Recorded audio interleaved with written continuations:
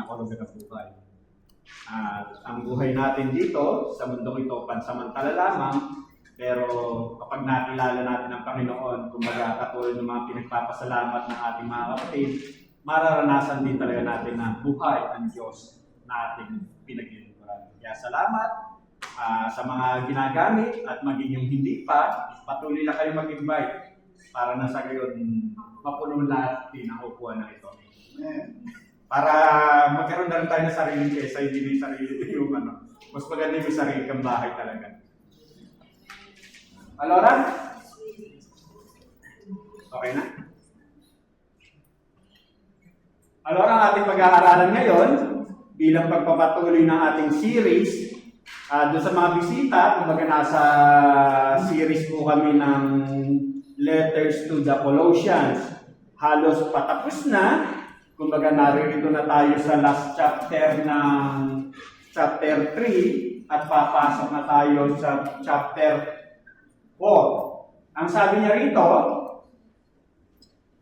mga alipin, sundin ninyo sa lahat ng bagay ang inyong Panginoon sa lupa. May nakakakita man o wala, gumawa kayo hindi para kalugdan ng mga tao, kundi dahil sa kayo'y tapat at may takot sa Panginoon.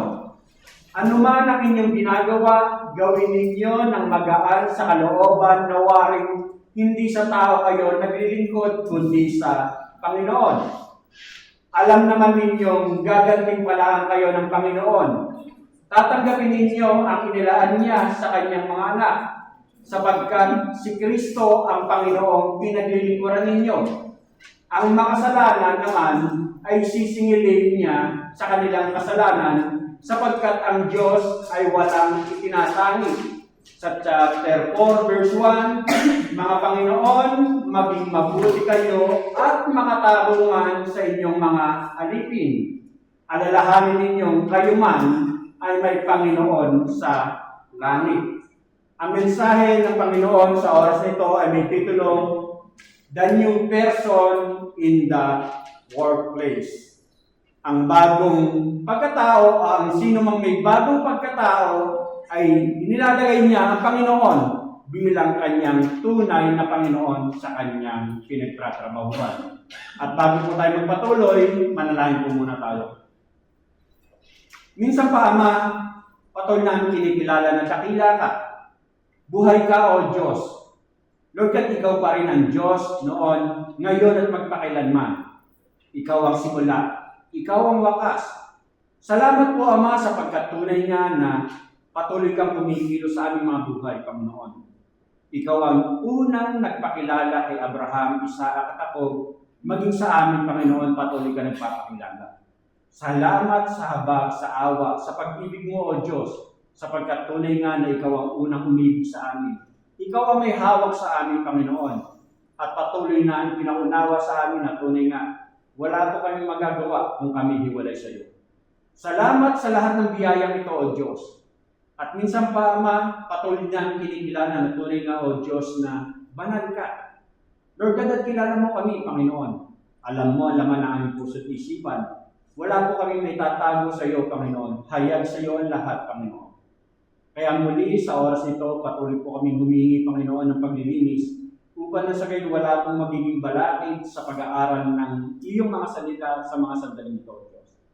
Salamat po, Ama, sapagkat tunay nga na patuloy mong binibigyan ang iyong kalingkod ng pribilegyo na makapagpahayag ng iyong mga salita. Kaya dalahin ko, O Diyos, na minsan pa, ikaw po ang siyang malayang kumilos sa akin, Panginoon. Patuloy mo ang pagkalooban ng karunungan kaalaman. Patuloy kong may deliver na may kasimplihan ng iyong mga salita upang sa gayon ng bawat talatang aming tatalakayin sa mga oras nito, O Diyos, hindi lang po ito mapapakinggan, O Diyos. Bagkus ito'y aming gagamitin bilang maging sandata namin sa aming paglakad sa buhay namin, Panginoon. Habang narito pa na kami, Panginoon, sa mundong ito at hinihintay namin ang kaganapan ng aming pag-asa, Panginoon. Dalayan ko nga po, Ama, na tunay nga na sa panimula at sa wakas, ikaw lang po, O Diyos, ang tunay na tatanggap ng lahat ng papuri at pasasalamat. Ito po, O Diyos, ang aming samdalangin sa tayong pangalamang ng iyong anak na si Jesus, na ang Panginoon at sa ating tagapagligtas. Amen. At dito nga sa ating pag-aaralan, the new person in the workplace. At dito nga, sabi ko, pagpapatuloy ito ng ating series about the letters to Colossians na sinulat ng walang iba ni Apostol Pablo. At dito, makikita natin na dito sa mga huling pag-aaral natin, nakita natin o natututunan natin na itinuturo ni Apostol Pablo yung mga pagsasamang nararapat bilang isang may relasyon sa Diyos. Bilang tinawag ng ating Panginoong Kristo, bilang mananampalataya ng ating Panginoong Kristo. At nakita natin na doon sa mga huling pinag-aralan natin about the series natin to the letters to the Colossians, nakita natin yung relasyon between husband and wife o yung vice versa, yung wife between his husband. Maging yung relationship ng parents to his children or children to his parents. At sa pagkakataon ito, yung relasyon ng servant to his master. Ika nga. Ang relasyon ng amo sa kanyang mga katulong. Ika nga. At dito, bilang Kristiyano, lagi rin natin naririnig yung katagang ang Panginoon lang ang tunay na nakakakilala sa akin. Totoo, mahalaga yan. Mahalaga yan kasi kailangan natin suriin ang ating sarili kung ano ba ang relasyon ko sa harapan ng Panginoon. Pero bilang isang Kristiyano, bilang isang mananampalataya, tinuturuan nga rin tayo ng Panginoon kung paano tayo makikipagrelasyon sa kapwa natin. Ika nga. At dito, kumbaga, tinuro nga yung relasyon ng mag-asawa, relasyon ng magulang sa anak, at ngayon sa pagkakataon ito, relasyon ng isang nangangamuhan sa kanyang amo, ika nga. O ng amo sa kanyang nagiging tagapaglingkod, ika nga. Ngayon, makikita natin na sa buhay natin, saan ba natin ginugugol halos ang ating oras? Siyempre, una, sa tahanan. Kasi natin dyan yung pamilya natin, asawa natin, mga anak. Kaya yung relasyon natin sa kanila. At dahito, makikita rin natin, maging sa iglesia, ika nga. Pero ang isang pinakang ginugugol pa natin ang ating oras, bukod sa tahanan, bukod sa iglesia, mahabang oras din ang ginugugol natin sa ating mga trabaho. Ika nga. Kaya kumusta ang relasyon mo sa trabaho mo, ika nga. Kung sa amo mo, o sa kapwa mo trabaho, o doon sa mga ragazzi, in the future, kapag kayo'y magkakatrabaho na, maintindihan nyo, ano ba, kumusta ba ang magiging relasyon nyo sa magiging amo nyo o sa magiging mga magkakasama ng mga katrabaho, ika nga. Ngayon, para mas maintindihan natin ang ating pag-aaralan, sa oras nito, dapat nating maunawaan na we must understand yung background setting na isinulat ni Apostol Pablo ang mga talatang ito. Kumbaga, kasi pag pinag-aaralan natin yung series, di ba, ng Colossians, dapat maintindihan natin noong panahong isinulat ni Apostol Pablo yung mga talatang ito. Ang sabi nga niya rito, many of those in the church in Colossians to whom Paul wrote, they were slaves, owned by their masters, regarded in the Roman world as a piece of property, not as human beings. They had no rights. Noong mga oras na yon, nung sinulat ni Apostol Pablo ang sulat na ito sa iglesia ng Colossians, kumbaga karamihan sa mga naroroon sa iglesia ng Colossians, mga alipin rin, ika nga. At ang sabi, itong mga alipin na to, kumbaga pag-aari ng kanilang amo, ika nga. Pag sinabi mong pag-aari, wala silang karapatan. Para lamang silang gamit, basahan. Kumbaga wala kang right kung ikaw ay isang alipin. Yun ang sitwasyon ng mga sandaling iyon, ika nga. At dito, kumbaga, pinapaunawa ni Apostol Pablo na sa iglesia dito sa Colossians, kumbaga, merong amo at may alipin. Kaya nga dito, isinama ni Apostol Pablo na yung between relationship doon within the family. Kasi halos ang mga pamilya nun ay may alipin. Ika nga. Kumbaga, ano ang relasyon mo bilang amo sa iyong alipin? Ika nga. At dito, kumbaga, walang kaduda-duda na tawag dito, maraming sitwasyon ng mga sandaling iyon na may mga amo na kasama nila ang kanilang mga alipin. At dito, makikita rin natin na maaaring isinulat din ni Apostol Pablo ang mga talatang ito nung mga sandaling si Onesimos na isang alipin ay nakakilala sa pamamagitan ni Apostol Pablo. Si Onesimos ay isang lumayas sa kanyang amo. At si Onesimos ay alipin ni Filemon, ika nga, na isa rin Kristiyano, ika nga. Kaya ipinakasabay ng sulat nito maaaring ipinaunawa kay Onesimo maging kay Filemon kung anong relasyon ang dapat magkaroon sa kanilang dalawa. At ang sabi nga niya rito, slaves were considered part of the household noong mga panahon yun, so Paul deals with them in the context of family relationship. Kaya nga ipinaunawa kung paano pakikitunguhan. Hindi bilang alipin, kundi bilang kasambahay. Ika nga. At dito, ang sabi nga niya rito, Paul wanted to make sure that no Christian slave could rebel against his master. Walang mga alipin na magre-rebelde sa kanilang amo at walang Christian master na aabusuhin ang kanyang karapatan para sa kanyang alipin. Ika nga. At dito, kumbaga, yan yung dapat ipaunawa sa mga maintindihan natin kung ano yung setting ng mga sandaling ito nung sinulat ni Apostol Pablo ang mga talatang ito.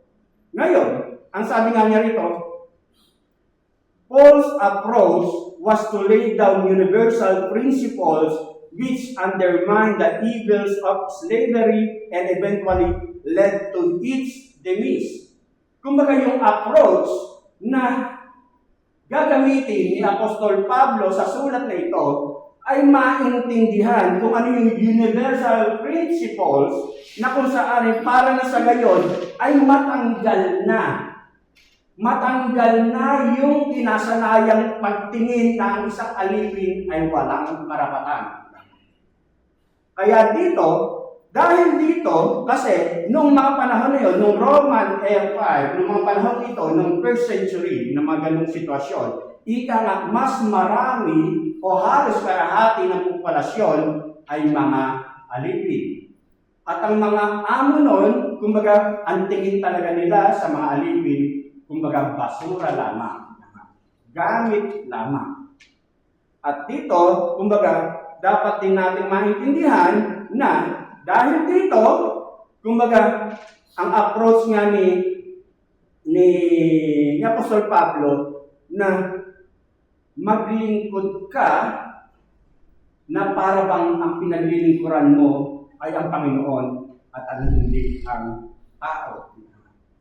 At kung babalik tanawan natin sa Colossians 3:11, at dito makita rin natin na sabi nga niya dito, nung mga panahon na yon, hindi kilala kung ano yung pananampalataya natin ngayon na Kristyanismo. Ibig sabihin ngayon, dahil Christian, may moralidad. Pero noon, walang tinatawag na Kristiyano. Pag sinabi mo Kristiyano nun, ipinakakain sa leon, pinaglalaroan, ginagawang sulok, ika nga. Yun ang Kristiyano noon, ika nga. At dito, ang sabi nga dito sa Colossians 3:11, where there can be Greek and Jew, circumcision and uncircumcision, barbarian, Scythian, bondservant, or free person, but Christ is all and in all. Kaya nga ipinaunawa ni Pablo, kung babalik tanawan natin, sa verse 11, wala nang pagkakaiba. Kung malaya ka o alipin ka, ito nga. Kung babalik tanawan natin yung pinag-aralan natin nung mga naunang talata. Sa verse 16 ng Pilimon, ang sabi nga, ito yung si Pilimon na kung saan ay amo ni Onesimos, ang sulat ni Pablo sa kanya, no longer as a slave. Huwag mo nang ituring na alipin si Onesimos. But above a slave, a beloved brother, kapatid mo, minamahal mong kapatid sa pananampalataya, especially to me, but how much more to you, both in the flesh and in the Lord. Sa Pilimon, verse 16, kasi isang chapter lang niya. Ngayon, kumbaga, yan yung paalala ni Pablo. Ngayon, dahil nga ang approach ni Apostol Pablo ay kung paano magkakaroon ng tamang relasyon ang amo sa kanyang alipin, dito sa sulat nito sa Colossians, kumbaga ito rin ang naging daan para nang sa gayon ay ma-abolish sa panahon natin yung tinatawag na alipin. Kasi sa atin, kumbaga, sa ibang lugar maaari may alipin pa rin. Pero sa atin dito, wala nang alipin. Kahit kung minsan pakiramdam natin para tayong alipin. Kasi, dahil dito sa prinsipyong ito rin yung ginamit ni Wilberforce, na kung saan ay isa siyang Englishman, na kung saan ay siya ang nagtulak sa England na tanggalin na ang pagkakaroon ng alipin. Kaya sa panahon natin ngayon, wala nang alipin. Dito sa panahon natin. Pero awang ko sa ibang lugar. Ngayon, dito sa ating pag-aaralan ngayon, makikita natin na bilang isang Kristiyano, ano yung matututunan natin bilang tayo namamasukan at kung ikaw naman ay medyo may pera at meron kang katulong kung paano mo itratrato ang sino mang namamasukan sa iyo. Kumbaga dito, pinaunawa kung anong relasyon ang nararapat sa isang tagapaglingkod sa kanyang amo. Sa ating pag-aaralan, meron tayong main 3 points na titingnan. Una, ang sabi nga niya rito, the new man in Christ as the Lord on his workplace. Pag sinabing new man, ika nga, yung may bago ng relasyon. Kumbaga nananampalataya. Kasi ang kinakausap rito, sinasabihan dito ni Pablo, ay yung mga may relasyon o tumanggap sa ating Panginoong Kristo bilang personal Lord and Savior. Ang sabi nga niya rito, kumbaga, itinuturing ng isang may relasyon sa Diyos na kung saan man siya nagtatrabaho, kumbaga, naroroon si Kristo bilang Panginoon sa kanyang pinagtrabahuhan. Dito sa text natin, makikita natin na ang sabi nga niya rito, 5 times na ipinaunawa ni Pablo yung Panginoon, yung salitang Panginoon. Fearing the Lord sa verse 22, do your work heartily as for the Lord sa verse 23 sa English version.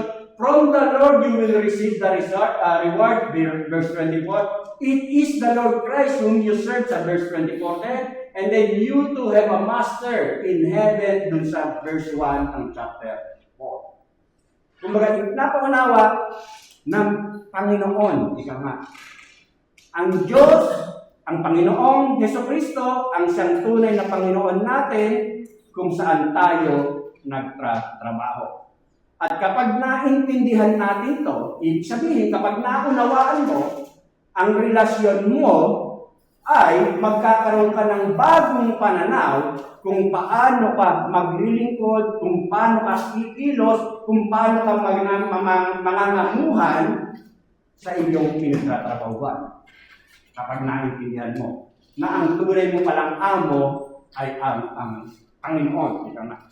Sa letter A, ang sabi nga niya rito, making Christ the Lord of your work is important because your workplace is your mission field. Kapag, ang sabi niya rito, making Christ the Lord of your work is important because your workplace is your mission field. Dito, ang sabi nga niya rito, Paul tells these slaves who were often regarded as a piece of property or a disposable tool, it is the Lord Christ whom you serve. Anong sabi?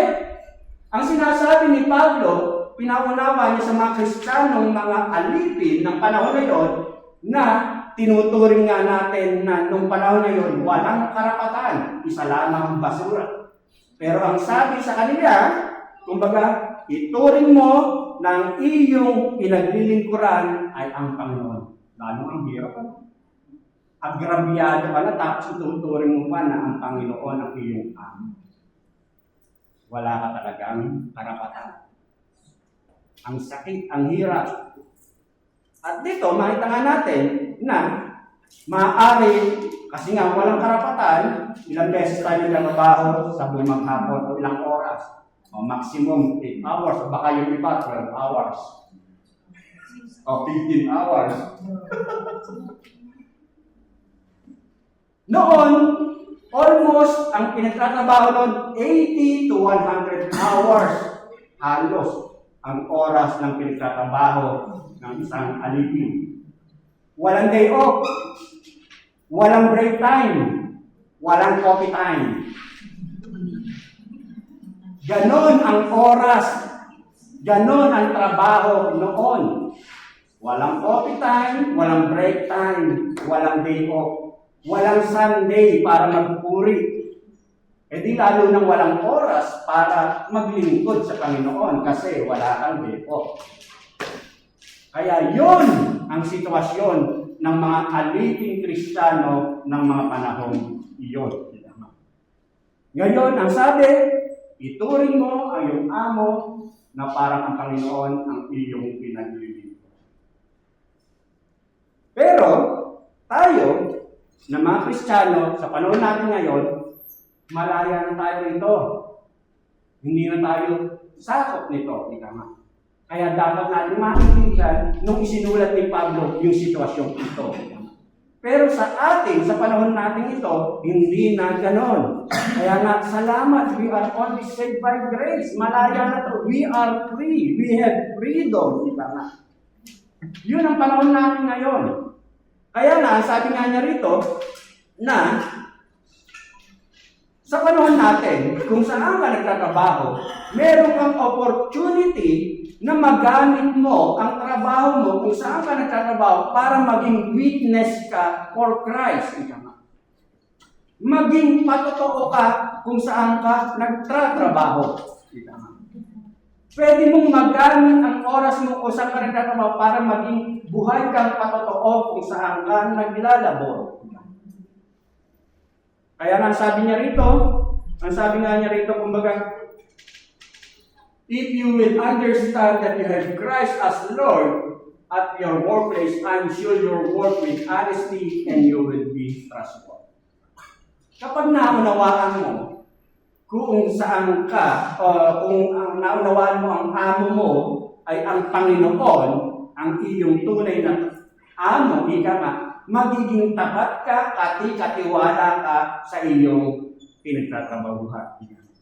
Yun ang magiging pananaw mo. Kasi ang Diyos, ang Panginoon, ang iyong tunay na amo. Kahit nadiyaan ang amo mo, may supervisor ka, kung halimbawa sa restaurante o kung saan ka nagtatrabaho, o in the future ay magkaroon ka ng trabaho na nasa opisina ka, meron kang supervisor, pero ang tunay na tumitingin sa iyo, ang tunay mong amo, walang iba, ay ang Panginoon. Kaya nga sabi nga niya rito, it's because you view yourself as a missionary and your job as your mission field. Pag naunawaan mo to, kung saan ka nagtatrabaho, makikita mo, gagampanan mo yung trabaho bilang may katapatan. Kasi sa trabaho natin, o yung mga nagiging trabaho natin o yung mga nagiging amo natin, karamihan dyan, hindi naman Kristiyano. Karamihan dyan hindi nakapagbabasa ng salita ng Diyos.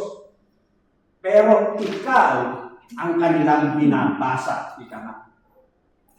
Kung paano ka maging tagapaglingkod sa kanila, ikaw ang tunay na binabasa nila kung ano nagiging patotoo mo sa kanila. Yun ang una na pinaalala sa atin. Letter B. Making Christ the Lord of your work is a matter of the heart, not of outward show. Ano sabi? Making Christ the Lord of your work is a matter of the heart. Kumbaga, may kinalaman kung ano laman ng puso mo at hindi isang palabas lamang. Sa verse 22, 23, mga alipin, sundin ninyo sa lahat ng bagay ang inyong Panginoon sa lupa, may nakakikita man o wala o gumawa kayo, hindi para kalugdan ng mga tao, kundi dahil sa kayo'y tapat at may takot sa Panginoon. Ano man ang inyong ginagawa, gawin ninyo ng magaan sa kalooban ng waring hindi sa tao kayo naglilingkod, kundi sa Panginoon. Making Christ the Lord of your work is a matter of the heart.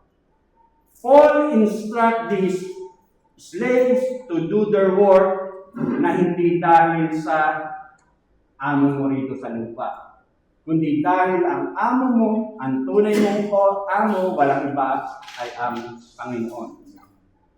At dito, ang sinasabi nga rito, hindi dahil sa may nakakakita lang na supervisor, manager, o owner, o amo natin, ika nga, kaya ka nagpapakitang gilas.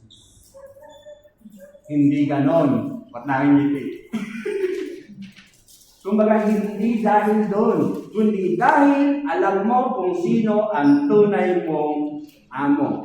Ang sabi nga niya rito, true Christianity is a matter of our hearts before God. Kasi ang tunay mong amo, kumbaga talagang nabago na ang puso mo. Kaya ka naglilingkod kasi alam mo kung sino ang tunay mong amo. At ang sabi nga niya rito, it's practicing Christian virtues because God has changed your heart. Nabago na ang pagkaunawa mo. Naintindihan mo na. Katulad nga nung halimbawa na kapag lumalakad ka sa pagiging Kristiyano at naunawaan mo kung bakit namatay si Jesus Christ sa krus ng Kalbaryo, siyempre, gratitude, pagpapasalamat, gagawin mo yung mga bagay na magbibigay kaluguran sa Kanya. At dito, ang paalala nga sa atin na pinapractice natin yung mga Christian values para na sa gayon, ang Diyos ang siyang makita sa ating paglilingkod. Sa Titus, chapter 2, verse 9 to 10, pagbilinan mo rin ang mga alipin na maging masunurin sa kanilang Panginoon, huwag matutol, sikapin nilang maging kaisa siya ang kanilang paglilingkod. Kasiya-siya ang kanilang paglilingkod. Sabihin mo sa kanilang huwag manguumit. O huwag daw manguumit, yung mahilig manguha ng bawang sibuyas sa amo. Sabihin mo sa kanilang huwag manguumit, kundi maging tapat sa lahat ng bagay upang may makita nila ang kagandahan ng mga aral ng Diyos na ating tagapagligtas. Kumbaga, sabihin mo, o sabihin mo sa katabi mo, huwag kang manguumit. Huwag kang manguumit. Kumbaga, isang paalala na ipinaunawa sa atin na magkakaroon tayo kapag naintindihan natin na ang Diyos ang siyang tunay nating amo, ika nga, magkakaroon tayo ng bagong pananaw, kumbaga piano-piano, magkakaroon talaga tayo ng transformation sa ating paglilingkod. Kumbaga, hindi madali. Kasi nga, ang sasabihin natin, noon, nung sinulat to, walang karapatan ang mga tao noon, mga tagapaglingkod. Pero sa atin, kahit papano, hindi na gano'n. Ngayon, sa pangatlo, sabi nga niya rito, making Christ the Lord of your work means that you work primarily for Him. Kumbaga, ang talagang pinaglilingkuran natin, kumbaga nandiyan yung boss natin, nandiyan yung amo natin, pero ang talagang una nating pinaglilingkuran, isa puso natin, isa isip natin, walang iba ay ang Diyos. Yun ang pinapaalala sa atin. Ika nga. At ang sabi nga niya rito, Wherever you work, if you see that you work primarily for Jesus Christ, the job takes on new dignity and meaning as you see yourself serving Him. Kapag naunawaan mo ito, kumbaga talagang, tawag dito, kahit para bang ang hirap, pero alam mo ang Diyos ang pinaglilingkuran mo. Kumbaga, mas magiging magaan pa rin. May dignidad pa rin. Alam mo na napapagod pa ka man, pero malinis pa rin ang puso at konsensya mo kasi alam mo ang Diyos ang tunay mong pinaglilingkuran. Yung pang-apat, ang sabi nga niya rito, making Christ the Lord of your work means focusing on the eternal perspective, not the temporal. Sa ating daw paglilingkod, ika nga, sa ating paglalaboro, ituon natin, ang tingnan natin ay yung pangwalang hanggan at hindi yung pansamantala lamang. Yun ang sabi ni Pablo. Kaya kayo mga tagapaglingkod, kaya kayo mga alipin, ang isipin nyo sa inyong paglilingkod, isipin nyo kung ano yung future, yung pangwalang hanggan at hindi yung ngayon lang. Yun yung sabi ni Pablo.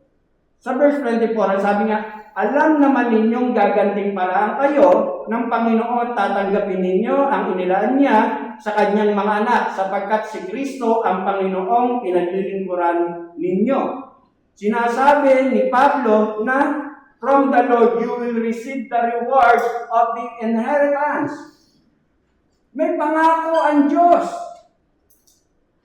May pangako ang Diyos na merong reward, may gantimpala. Ika nga.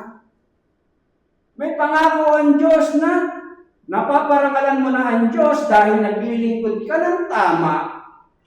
Kasi ang Diyos, ang siyang Panginoong mong pinaglilingkuran, yun yung nasa puso-isipan mo, may consolation pa na meron ka palang reward. Yun ang sabi niya eh. Kumbaga, alam naman ninyong gagantin pala kayo ng Panginoon, tatanggapin ninyo ang inilaan niya sa kanyang mga anak sapagkat si Kristo ang Panginoong pinaglilingkuran ninyo. Kumbaga, ang pinaunawa ni Pablo is referring to the rewards which the Lord is storing up in heaven for those who are faithful to Him. Malinaw na ang salita ng Diyos, meron siyang reward na ibibigay sa mga tapat niyang lingkod. Anong klaseng reward yun, hindi ko alam, pero ang sabi ng salita ng Diyos, meron. Katulad halimbawa, sa 1 Corinthians 3:14, kung ang itinayo sa ibabaw ng pundasyon ay manatili, ang nagtayo nito'y tatanggap ng gantimpala. Ibig sabihin, kung totoo yung paglilingkod mo, hindi haka-haka, tama ang motibo mo, kung bakit ka naglilingkod, ibig sabihin, meron kang reward. At ang sabi niya rito, sa 2 Corinthians 5, sapagkat bawat isa ay haharap sa hukuman ni Kristo upang tumanggap ng kaukulang ganti sa kanyang ginawa, mabuti man o masama, nang siya'y nabubuhay pa sa daigdig na ito. Maging sa 2 Timothy 4:8, kakamtan ko na ang korona ng pagtatagumpay at sa araw na iyon, ang Panginoon na siyang makatarong ang hukom, ang magpuputong sa akin ng korona, hindi lamang sa akin, kundi sa lahat ng nananapit sa muli niyang pagparito. Kumbaga, ang isang pangako ng Diyos, ika nga, merong reward na ipagkakaloob sa mga tapat na naglilingkod sa Kanya. Ika nga. Anong klaseng reward? Specific, no lusot. Pero meron. At dito, kung tama ang puso mo, tama ang motibo mo, hindi masusunog yun, kumbaga meron kang gantimpala. Yun ang nais ipaunawa ni Pablo sa mga aliping Kristiyano na mga sandaling yun, maging sa atin, sa pagpanahon natin ito, ika nga. Kaya nga ang sabi, kumbaga, for a society where slaves had no legal or property rights, this was a radical concept. Kasi nga, noon, ang panahon na yon, walang karapatan, walang matatanggap na pribilehiyo ang alipin ng mga sandaling yon. Pero para sabihin ni Pablo na meron kang gantimpala kung ikay tapat na naglilingkod sa Diyos, bago sa kanila yon. At meron silang maaasahang maganda pala. Akala na wala silang pabor ng nakukuha, pero meron pala. Kumbaga, isang paalala na sinasabi nga na Isang katotohanan na alam ng Diyos ang lahat na nangyayari sa bawat isa sa atin. Kaya nga dun sa verse 25, ang sabi ko sa verse 25, ang makasalanan naman ay sisingilin niya sa kanilang kasalanan sapagkat ang Diyos ay walang itinatangi. Kumbaga may consequences. Hindi natin alam, maaaring dahil sa mga amo na mapang-abuso o dahil sa mga lingkod o alipin o tagapaglingkod na hindi nagtatrabaho ng tama, may consequences. Ika nga. Ang makasalanan naman ay sisingilin niya sa kanilang kasalanan sapagkat ang Diyos ay walang itinatangi. Kumbaga yan yung isang paalala rin na kung hindi ka tapat, ika nga, without partiality, kung tagapaglingkod ka o amo ka, hindi nalilingid sa Diyos yan. Yung sinasabi dito sa verse 25. Kaya nga, sabi nga niya rito, ini-encourage ni Pablo yung mga lingkod, yung mga tagapaglingkod. Na, ang sabi nga niya rito, kung sa tingin mo ay naagrabyado ka, hindi nalilingid sa Diyos. O kung ikaw ay mahilig maagrabyado, o kung ikaw ay amo na puro na lang panlalamang ang ginagawa mo, ipagsusulit mo rin yan. Kung ikaw sa tingin mo ay agrabyado ka, pabayaan mo, hindi natutulog ang Diyos, alam ng Diyos ang kalalagayan. Kumbaga, yun ang siyang ipinaunawa sa atin. Kaya nga ang sabi, kumbaga, the Bible clearly teaches that we may suffer for the sake of righteousness in this world. Kaya sa ating mga Kristiyano, kung ikaw ay agrabyado sa mga karapatan mong bilang tagapaglingkod, nangangamuha, kung sa tingin mo masyado ka ng inaabuso ng amo mo, bilang lumalakad sa pagiging tagasunod, mananampalataya ng ating Panginoon Kristo, hindi nalilingid sa Diyos. Kaya nga sabi, di ba, gawin lang natin kung ano yung tama. Kasi ang Diyos ang ating pinaglilingkuran. Kaya nga sabi sa Matthew 3-6, mapalad ang mga aba na wala nang inaasahan kundi ang Diyos, sapagkat makasama sila sa kanyang kaharian. Mapalad ang mga nahabis sapagkat aalimin sila ng Diyos. Mapalad ang mga mapagpakumbaba sapagkat tatamuhin nila ang ipinangako ng Diyos. Mapalad ang mga nagbibiting makatupad sa kalooban ng Diyos sapagkat ipagkakaloob sa kanila ang kanilang binibiting. Kumbaga, alam ng Diyos ang bawat kalalagayan ng kanyang mga hinirang. Kaya, ang pinaunawa sa atin dito, gawin na natin kung ano yung tungkulin natin bilang isang naglilingkod at ang ating tunay na pinaglilingkuran ay ang ating Panginoon. Sa 1 Corinthians 7:21-22, ikaw ba'y alipin ng tawagin ng Diyos? Ibig sabihin kung ikaw ay alipin na, may amo na. Huwag mong intindihin yon, ngunit kung may pagkakataon kang lumaya, samantalahin mo. Ang isang alipin nung tawagin ng Panginoon ay malaya na dahil sa Panginoon. Gayon din naman, ang taong malaya nang siya'y tawagin ni Kristo ay naging alipin ni Kristo. Kumbaga, kung ano man ang kalalagayan mo nung makakilala ka sa ating Panginoon sa Kristo, so it be. Kung hindi mo pa kilala si Jesus Christ noon, tapos ngayon ka pa lang nakakilala at naintindihan kung sino yung tunay mong amo, kumbaga, ang ipinaunawa sa atin, gawin mo lang kung ano yung dapat mong gawin bilang isang tagapaglingkod ng ating Panginoon sa Kristo. Hindi naman masama, ang sabi nga niya rito, ngunit kung may pagkakataon kang lumaya, pwede naman. Kung halimbawa may pagkakataon kang maghanap ng isang maayos na trabaho, kasi nga sa tingin mo masyado ka ng agrabyado sa amo, pwede naman. Kung gagawin mo lang ng tamang proseso. Pero ang isang pinakikita sa atin dito, ang isang pinapaalala sa atin dito, na kung saan ka nagtatrabaho, mission field mo yun. Kumbaga, maging bon esempio ka. Tinitingnan ka bilang witness for Christ. Ika nga. Kung naagrabyado ka, gawin mo na lang yung tama. Yung lagi yung sinasabi nga, kapag yung bago ka pala magtatrabaho, kukuha ka ng appointmento sa amo.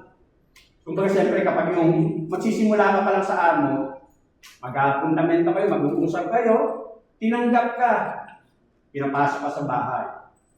Ngayon, pag tatrabaho mo, hindi pala maganda ugali ng amo mo. Hindi pala maganda ugali ng amo mo. Anong gagawin mo? Pwede naman. Kung may pagkakataon kang humanap ng iba, mas maganda, pwede naman. Pero, siyempre, bilang Kristiyano, kung paano ka tinanggap, pinapasok ka, dapat umalis ka rin ng maayos. Ipakita mo rin na maging maayos kang umalis dun sa amo mo. Kasi pinapasok ka, edi lumabas ka ng maayos. Kumbaga, yun ang kasi mission field natin kung saan tayo nagtrabaho. Pangalawa, when Christ is Lord, employees will work heartily. Kapag itinuring natin na ang Panginoong si Kristo, ang siyang tunay nating amo, ika nga, tayong mga nangangabuhan, maglilingkod tayo ng heartily. At ang sabi nga niya rito, working heartily means obeying your employer. Ibig sabihin, kapag sinabi mong heartily, ibig sabihin, susundin natin ang ating mga amo. Eh ngayon, sasabihin mo, hindi naman ako alipin eh. Yung sinulat niya ni Pablo, alipin, wala silang karapatan. Ngayon, Kristiyano na ako, malaya na ako. Ngayon, bilang isang Kristiyano, kumbaga alam mo kung ano yung tama at mali. May wisdom ka from the Lord. Kung alam mong inaagrabyado ka at alam mong hindi magiging kaluguran sa Diyos, yung pinagagawa sa iyo, pwede mo namang sabihin, hindi mo masusunod yun. Kumbaga dapat maging malinis ang konsensya mo kasi nga itinuturing mo na ang tunay mong amo, walang iba ay ang Panginoon. Halimbawa, sasabihin, yung amo mo pala maraming utang. Minsan ikaw nang minsan magaling ka magsalita. Sabihin mo, yung mga sinasabi minsan na kapag may manginigil na bumbay, sabihin mo, wala ako. Ganon din minsan yung ibang amo. Ikaw minsan ang pinasasagot. Siyempre, magsisinungaling ka. Hindi pwede. Ipasa mo sa kanya, siya may dadamay ka pa sa problema niya. Kumbaga, kapag alam mong mali, kumbaga, alam mo kung ano yung dapat mo, kusang ka, manindigan, ika nga. At dito, pero kung work-related, at ikaw ay nasa sa kanya pa, nagkakabaw, siyempre yung respeto mo na ikaw ay nangangamuhan, ika nga, at kaya mo pang tiisin naman, kaya pa naman balakan mo, kahit gumapang ka pa ng konti, lilinisin mo ilalim ng leto, o ng dibano, ito gumapang ka na lang. Magpahid ka na lang ng katingko. Kumbaga, ang sinasabi nga niya rito, gampanan natin na may kalinisan, malinis ang konsensya, hindi nagrereklamo kung alam naman natin tama o responsibility pa rin natin yung ating paglilingkod na gagawin. Pangalawa, working heartily means doing quality work. Kumbaga, pag sinabi mo doing quality work, kasi minsan, mabilis niyang magtrabaho, wala namang kalidad. Halimbawa, kung naghuhugas ka ng plato, kumbaga, ang dami pa palang mga nakadikit kasi hindi hinugasang maputi. Mabilis niyang magtrabaho. Pero wala namang kalidad ang trabaho. Kumbaga, sabi nga, kasi ang pinaglilingkuran natin ay ang Panginoon. Ano ba ang Panginoon? Diyos ng mga Diyos, Hari ng mga Hari. He deserves the best, ika nga. Kumbaga, maglingkod tayo na ang ating pinaglilingkuran, walang iba ay ang Panginoon. May nakakakita man o wala. Doon tayo naglilingkod ng tama. May nakakita man o wala, kasi ang tunay na amo natin, walang iba ay ang Panginoon. Pangatlo, Working heartily means having a positive attitude on the job. Magkaroon ng positibong attitude sa trabaho natin. Ang sabi nga niya rito, sincerity of the heart, it refers to a worker who concentrates on his work because his heart is in it. The word heartily means from the soul and points to inner motivation. Kasi nga, alam mo, nasa sa puso mo kung sino talaga ang tunay mong amo. Kumbaga, nasa puso't isipan mo, inner motivation, ika nga. Hindi ka napipilitan kasi alam mo na ang pinaglilingkuran mo, walang iba ay ang Panginoon. Yun ang working heartily na tinatawag. At ang sabi nga niya rito, it would have been easy for slaves noong mga panahon na yon na magreklamo dahil sa working conditions nila, tsaka yung mga unfair treatment ng mga panahon na yon. Pero, ang sabi nga sa kanila ni Pablo, maglingkod kayo na waring ang Panginoon ang inyong kinaglingkod. Mas mahirap ang sitwasyon nila noon kaysa sa panahon natin ngayon. Pero noong pa sinabi ni Pablo to, ang panahon noon walang talagang karapatan. Pero sa atin, minsan kapag yun, pwede ka sumimangot, minsan. Minsan, pinagkakapi pa, pinagmemerienda noon, walang coffee time, walang coffee break. Pero iba meron. Sana all. Kumbaga gano'n ang sitwasyon, magkaiba, pero noong sinulat ni Pablo to, mas mahigpit ang kalalagayan ng mga Kristiyano. At ang sabi nga niya rito, having a positive attitude on the job, free from grumbling or complaining, will make you stand out as a light in this dark world. Kapag magkaroon ka ng isang positive attitude, positive outlook kasi ang Panginoon, ang siyang pinaglilingkuran mo, nagiging ilaw ka doon sa lugar na kung saan ka nagtratrabaho.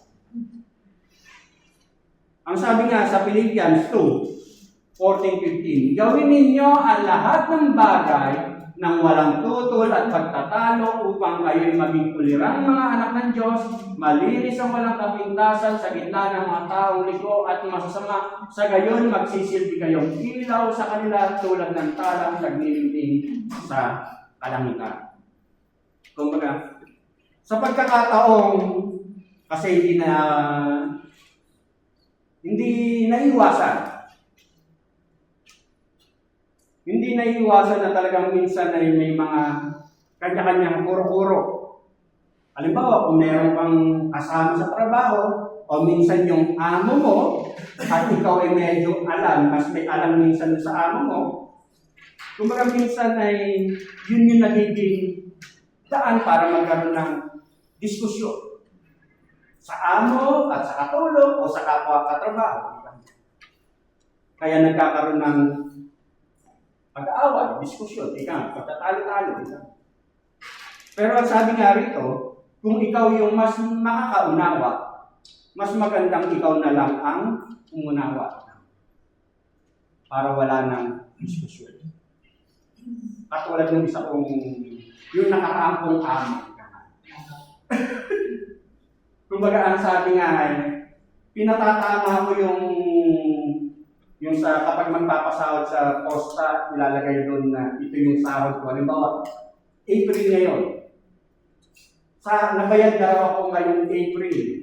Pero yung bayad na yun, dahil late, dahil magmamature pa, pero bayad yun ng March. Sasabihin, ilang beses ko sinasabi, gagalit yung amo. Hindi ako, para huwag na lang magamit, tatahimin na lang ako. Pero, ano nangyayari? Kumbaga nangyayari, para bang, ang sabi pa ng amo, kapag pinapaalala ko, huwag ko raw siyang turuan. Kaya nangyari, nagpirmahan na kami, dimisyonin na. Yun yung sinasabi ko na, kung hindi kayo magkakasundo, Kung napasok ka na maayos, lumabas ka na maayos. Kumbaga, yun yung sinasabi. Kasi ang sabi, ang tawag dito, forgo your rights. Alisin mo na yung, huwag ka na makipag-discussion kasi ganun talaga.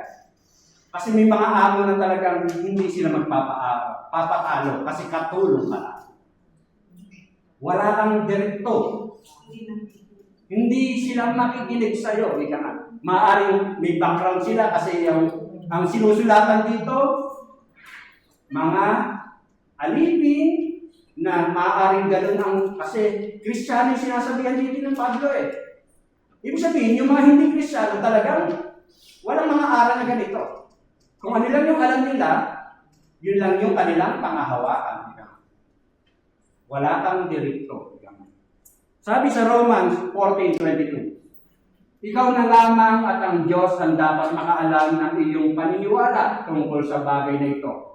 Maligaya ang taong di sinusumbatan ng kanyang buti kapag ginagawa niya ang mga bagay na inaakala niya. Mas magandang ikaw na lang ang umintindi kung ikaw ang mas kaya mong umunaw. Para na sa ganyan. Kasi bakit? Kasi ang Panginoon ang siyang tunay natin amo. Ikaw ang siyang tinitingnan nila. Kahit sabihin mong Kristiyano ka, pinagmamayabang mong Kristiyano ka, mas bastos pa ugali mo kaysa sa Kanya. Naging magandang patotoo ka ba sa Kanya? Hindi. Kung sa trabaho man yan, kaya na ang tinuturo ng ating mga nakaraan, di ba? Tamang pakikipagrelasyon sa asawa, sa babae, sa lalaki, sa magulang at sa anak, at ngayon sa amo at sa tagapaglingkod. Pangatlo, when Christ is Lord, employers will be just and fair. Yan ang maganda. Kung ang Kristiyanong amo, ang sabi, matututo siyang maging just and fair. Dun sa verse 1 ng chapter 4, mga Panginoon, maging mabuti kayo at makatarungan sa inyong mga alipin. Alalahanin ninyong kayo man ay may Panginoon sa langit. Kumbaga, isang paalala,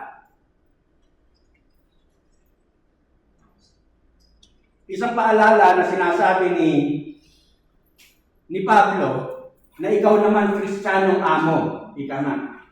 Grant to your slaves justice and fairness, ika nga. Maging mabuti kayo at makatarungan.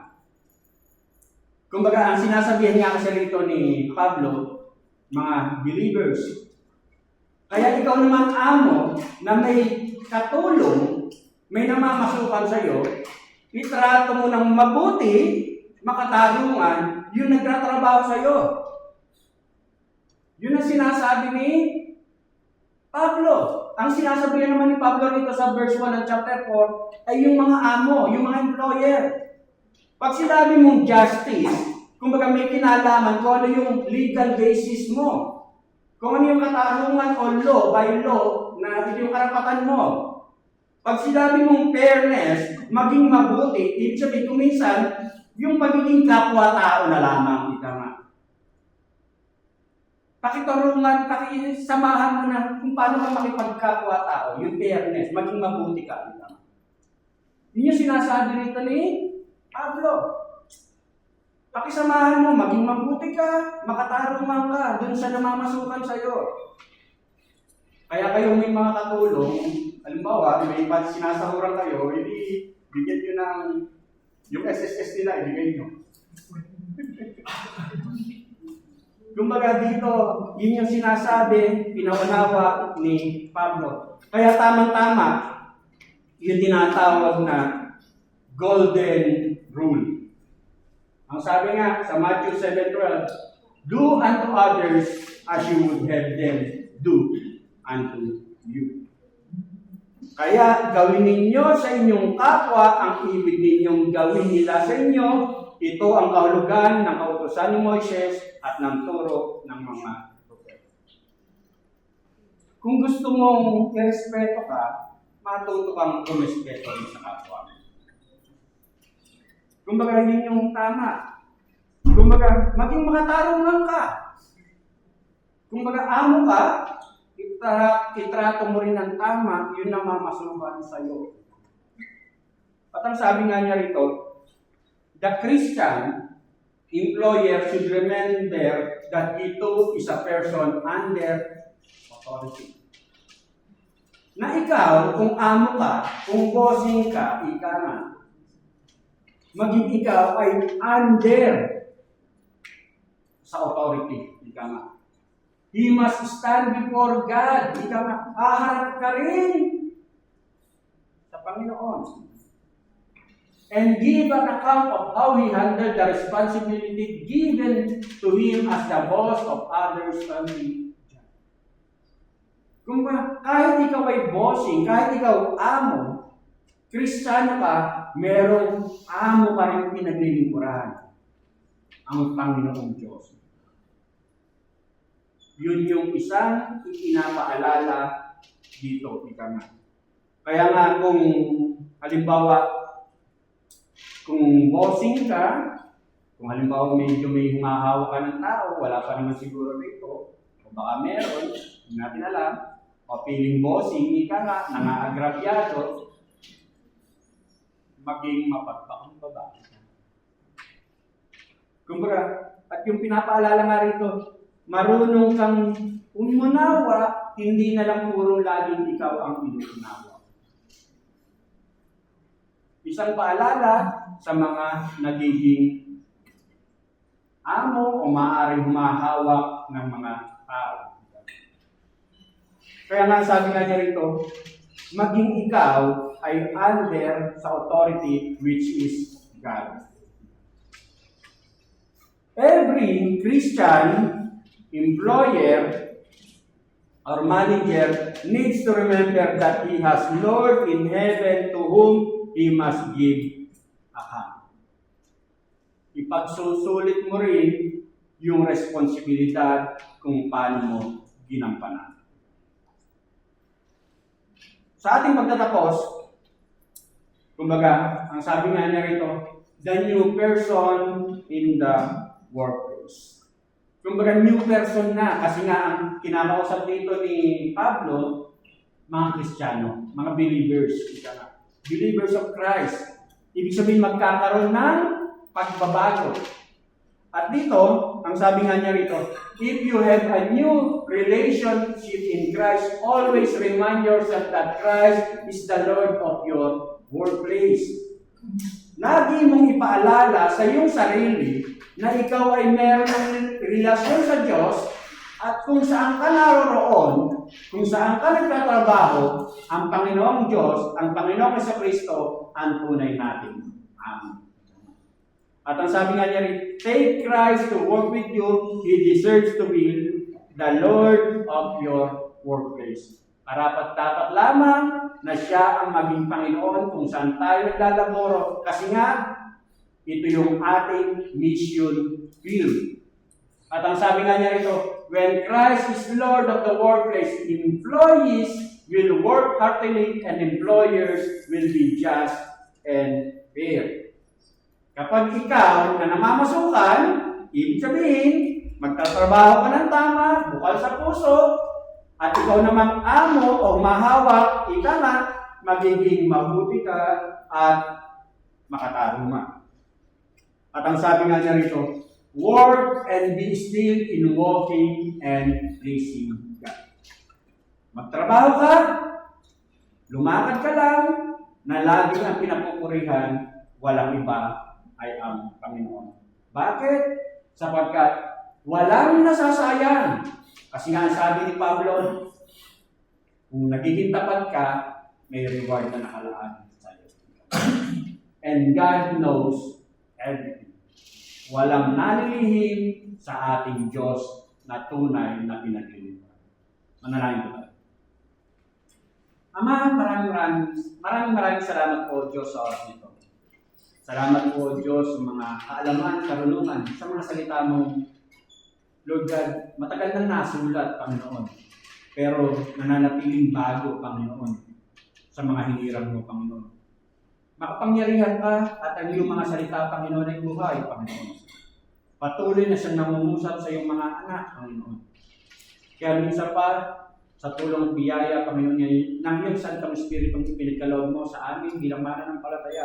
Dalayan mo nga po, O Diyos, na tunay nga na may isa pamuhay po namin, may apply po namin ang mga kaalamang ipinagkaloob mo sa mga sandaling ito, O Diyos.